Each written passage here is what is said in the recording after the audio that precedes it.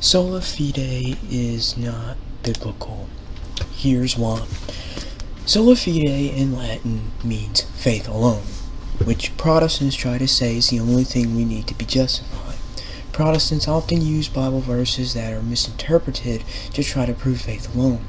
This video will refute those claims and prove biblically and historically that Sola Fide is in fact heresy.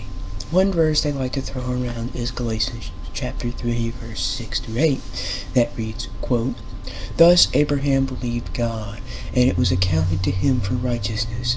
Know ye therefore that they which are of faith, the same are the children of Abraham. And the scripture, foreseeing that God would justify the heathen through faith, preached before the gospel unto Abraham, saying, In these shall all nations be blessed." The problem with this verse, trying to prove faith alone, is that this is saying that we are justified by faith. No, it did not say faith alone. Well, yes, his faith made him righteous, but that's because he had true faith. True faith is that of faith plus works. In James chapter 2 verse 17 reads, quote, "So faith by itself, if it has no works, is dead." Meaning, in order to have true faith, one must have works. The Bible makes it clear that you can have faith but no works.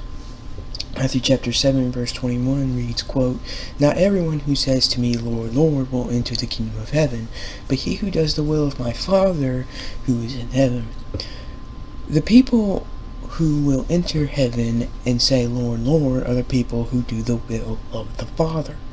Protestants also confuse James chapter 2 verse 24, which says, quote, "You see that a man is justified by works and not by faith alone." They believe that this verse means in order to know someone is justified by the sight of man, they must do good works.